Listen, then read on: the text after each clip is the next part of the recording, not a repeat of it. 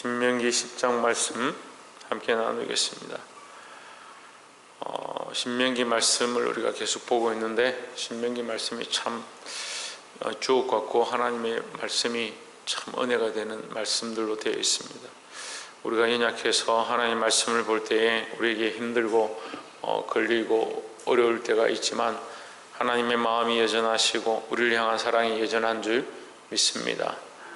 그래서 우리가 이 사랑을, 하나님의 사랑을 알고 우리가 회복되면 하나님 뜻을 더욱 알 것이다, 그렇게 생각합니다. 신명기 10장 1절에 보면 그때 여호와께서 내게 이르시되 너는 처음과 같은 두 돌판을 다듬어 가지고 산에 올라 내게로 나오고 또 나무개 하나를 만들라 했습니다.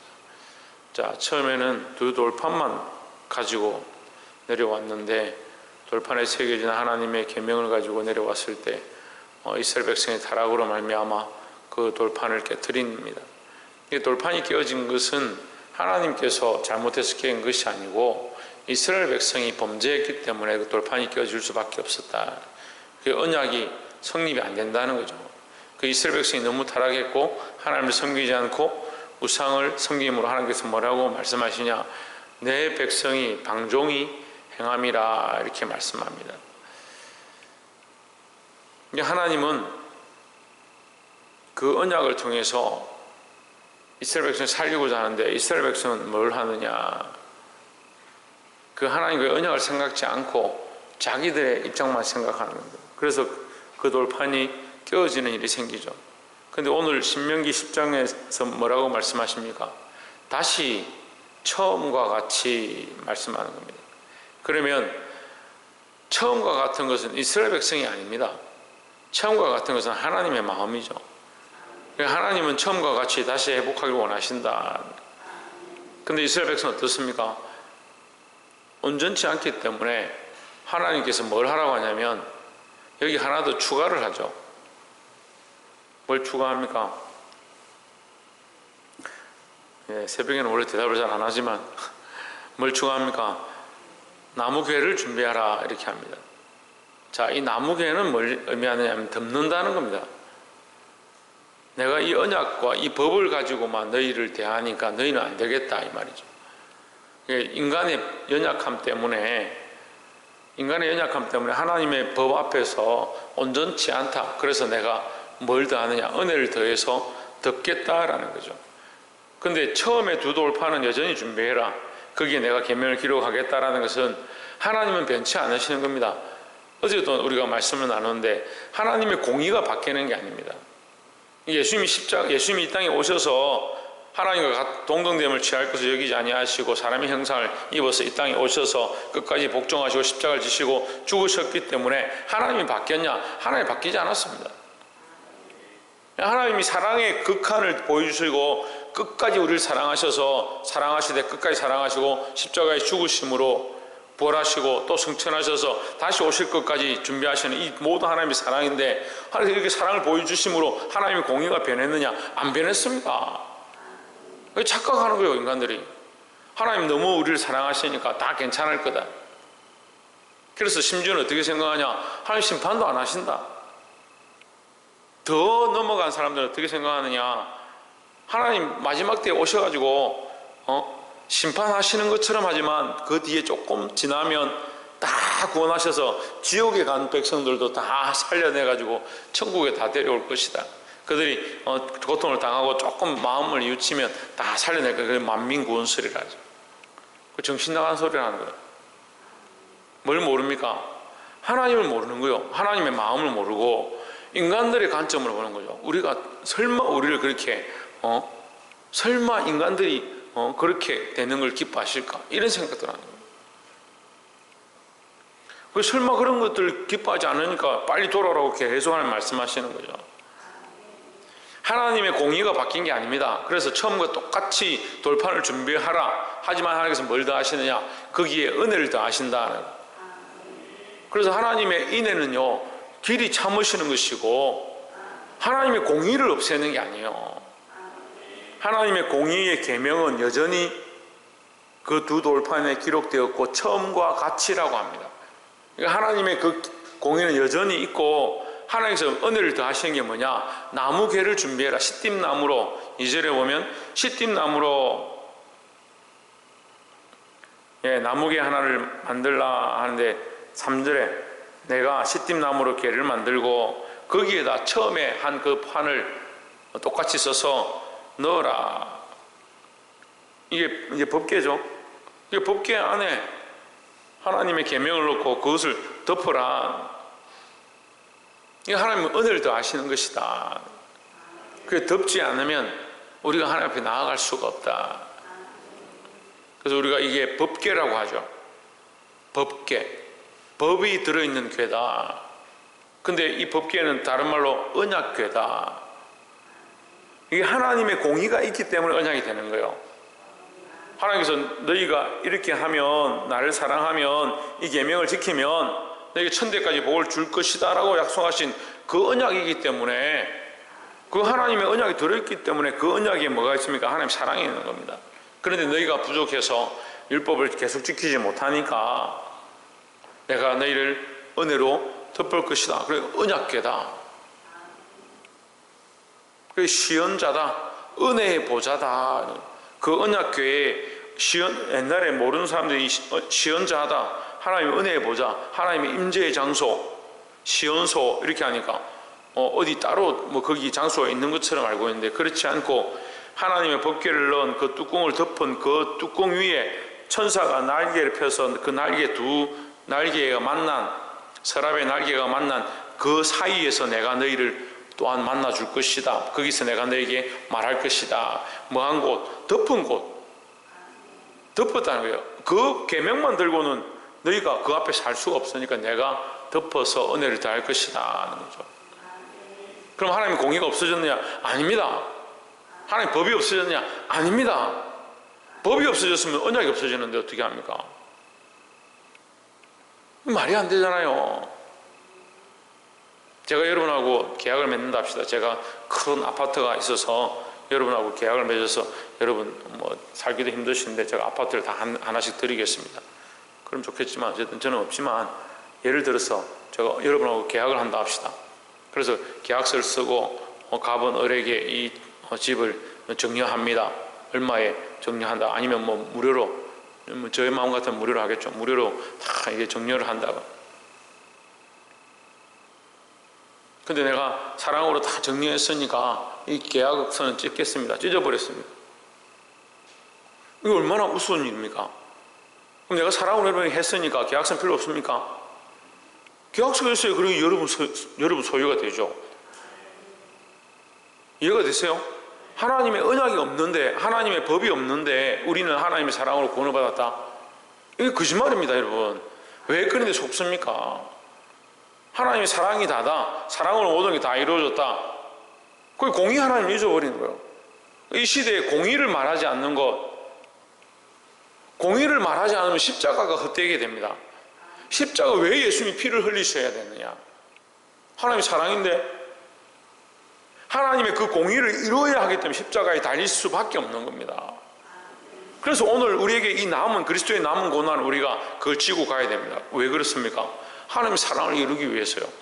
그래서 선교의 자리에, 복음의 자리에, 순교의 자리에 나아가는 겁니다. 왜 그렇게 해야 되냐? 우리가 하나님의 사랑을 똑바로 알면, 아 그렇구나, 하나님의 공의를 이루고 하나님의 복음을 위해서 희생하고 고난을 당하고 주와 함께 걸어가야 될 이 삶이 있구나, 그걸 알게 되는 거죠.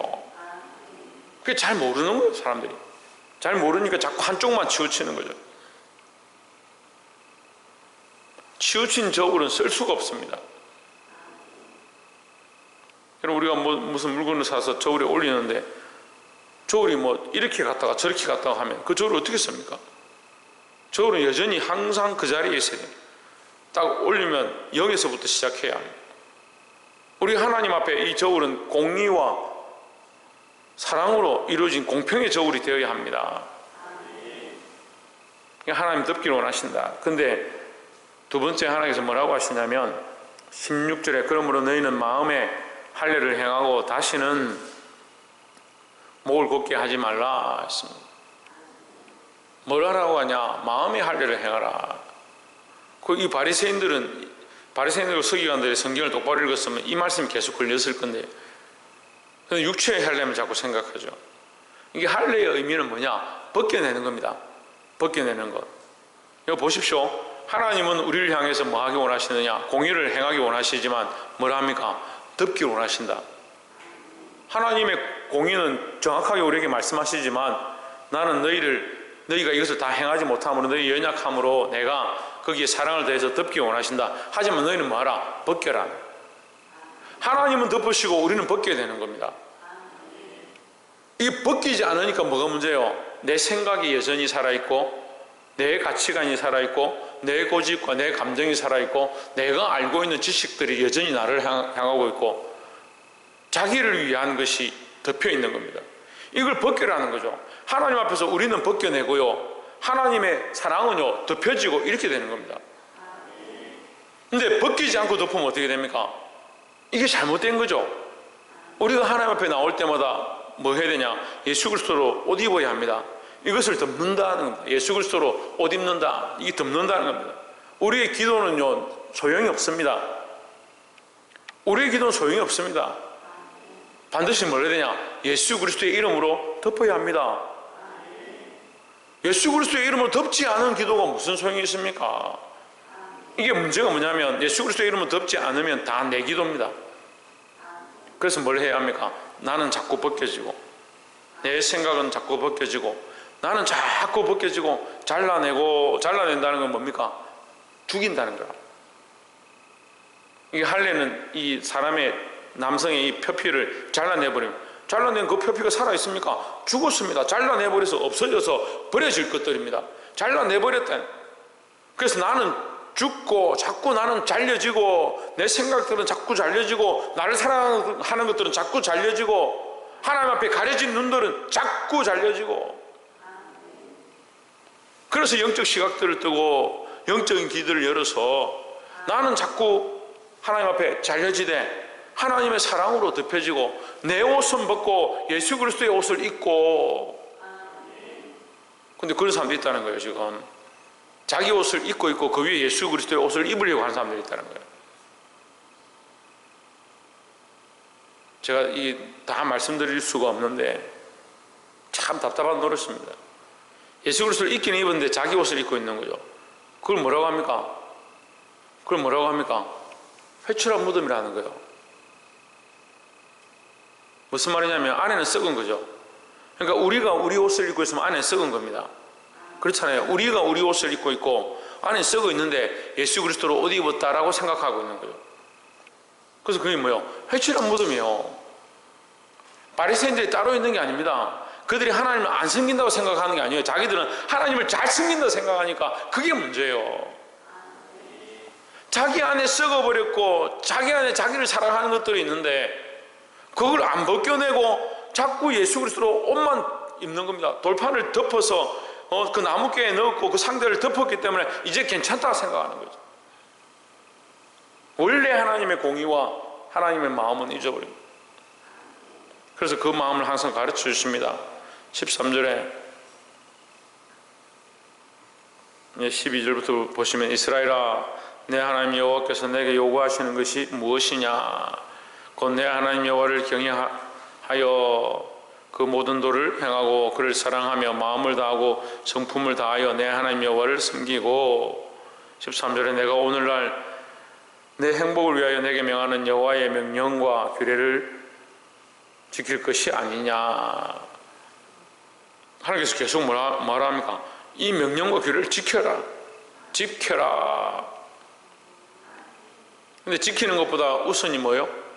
마음을 다하고 성품을 다하고 사랑하는 것이 먼저다. 근데 앞에 걸 잊어버리고 뒤에 걸 하는 거죠. 지키고 이게 중요하다고 생각하고. 근데 이 말씀은 흡사한 이 미가서 말씀 같습니다. 인자야 하나님이 원하신 게 뭐냐? 공의를 강같이 흘려보내는 것이다. 하나님의 공의를 강같이 흘려보내는 것이다. 사랑하는 성도 여러분, 알게 되길 소망합니다. 우리 안에 덮여진 것들을 벗겨내고 이게 덮여진 것을 벗겨내지 아니한 자를 10절에서 목이 곧은 자다. 목이 곧은 자다. 마음의 할례를 받지 못해서 목이 곧은 자다. 그럼 마음의 할례를 행치 아니한 자는 무엇이 되어 있다? 자기 생각으로, 목이 곧다는 말 자기 생각대로 고집이 세다는 거예요. 아기들, 우리 교회도 지금 아기들이 많은데, 여러분 이제 우리 교회 참 귀한 아이들이 딱 보면 성격대로 딱 하는 겁니다. 고집이 세면요, 목이 딱 이게 굳어져요. 목이 굳어져요. 그래서 제가 오면 일부러 인사를 시켜요. 너 인사해. 인사를 하면 일단은 숙일 수밖에 없거든요. 그 목을 숙이면 마음도 숙여지게 되어 있는 거예요. 근데 이걸 상태가 안 좋으면 아이들이 애기인데도 인사를 안 해요. 목을 안 숙입니다. 육체의 모양도 그런데 우리의 영적인 모양도 똑같은 거예요.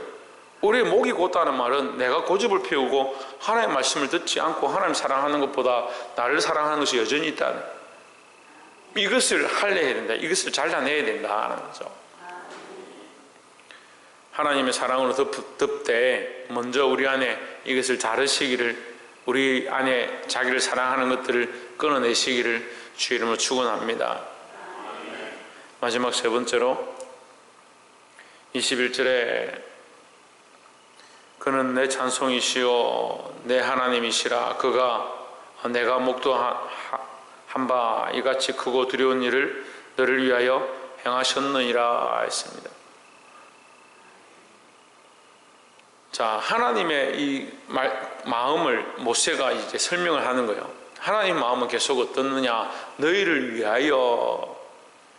예, 우리가 다른 게 뭐냐면 하나님은 우리를 위하시고 우리는 우리를 위하는 게 많다. 그걸 알라고 하는 거죠. 하나님 우리를 위하시니까 우리도 누구를 위하면 되느냐? 하나님을 위하면 된다. 너희가 이런 수많은 고난을 당하는 것 같고 광야 생활을 하는 것 같고 홍해 앞에 있는 것처럼 보이지만 하나님 너희를 위하여 싸우신다. 그리고 바로의 군사들을 멸망시키고 그 홍해를 건너게 하시고 광야에서 살게 하시고 메추리와 만나로 먹이시고 그 대적으로부터 이기게 할 뿐만 아니라 보호하실 뿐만 아니라 불과 구름 기둥으로 인도하시고 물을 공급하시고 더 나아가서 그 땅을 얻게 지금 하시는 거예요.